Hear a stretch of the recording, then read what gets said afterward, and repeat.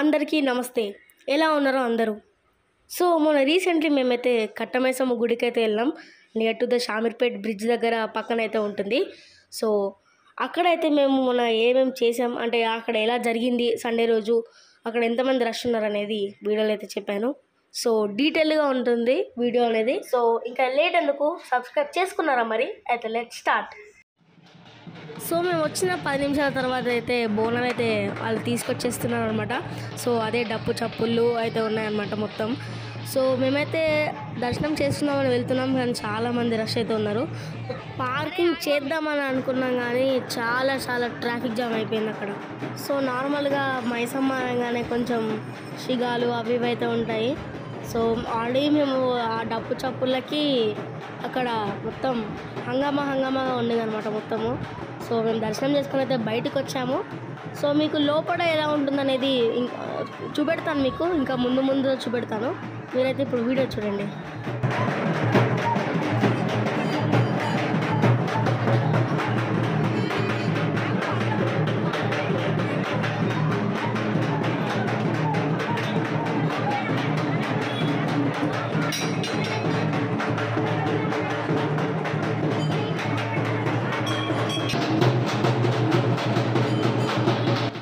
అక్కడైతే చాలా రష్గా ఉందన్నమాట.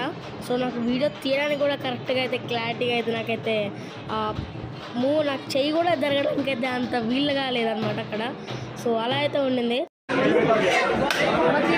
సో మనమైతే లోపల కొబ్బరికాయ కొట్టడానికి అయితే లేదనమాట, మనం బయటనే కొట్టేసేయాలి కొబ్బరికాయలు అనేవి.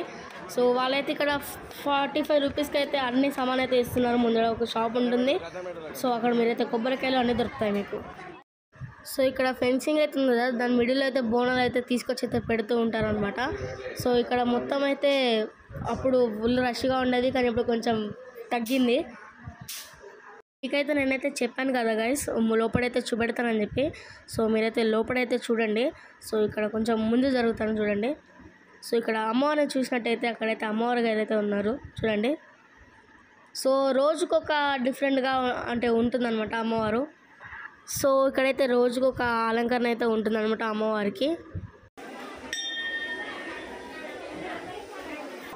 సో మనకు తెలిసిందే, తెలంగాణ అనగానే కొడిని మేకని కానీ అమ్మవారికి అయితే బలిస్తారనమాట. సో మేమైతే కూడా నాటుకోళ్ళు అయితే తీసుకున్నాం మంచిగా. సో అది తీసుకొని అయితే అమ్మవారికి అయితే బలిచ్చేసినాం.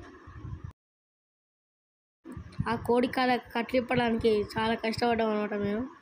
సో ఇంకా దేవునికి అయితే మొక్కుడు అయితే స్టార్ట్ చేసేసిర్రు. సో అట్లా మొక్కేసి అయితే తర్వాత అయితే వాళ్ళకి ఇచ్చేస్తే వాళ్ళే అన్నీ వేసేసి అయితే మనకి ఇచ్చేస్తారు. సో కళ్ళు పోసి మొక్కేసినాం.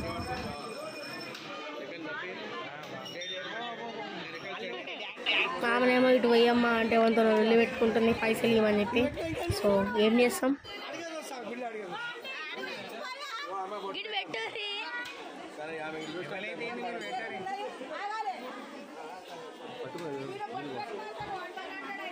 సో చూసారు కదా మా డాడీ అయితే మొక్కుతుండు, అండ్ పక్కన అయితే మా మామ కూడా మొక్కేస్తుండు. 2 కోళ్ళు తీసుకున్నాం అయితే మొక్కేస్తారు. సో గైస్ మీకు చెప్పడం మర్చిపోయాను, ఒకవేళ మీరు బోనానికని వస్తే మాత్రం 51 రూపాయి అయితే కట్టాలి. లేకపోతే మేకని బలి ఇవ్వడానికి వస్తే 101 రూపాయి కట్టాలి. మీరు గర్భగుడిలోకి కూడా వెళ్ళొచ్చు, కానీ వెళ్ళాలంటే మాత్రం ధోతి కానీ పంచ కానీ కట్టుకోవాలి. అక్కడైతే బోర్డు మీద ఆల్రెడీ రాశారు కూడా.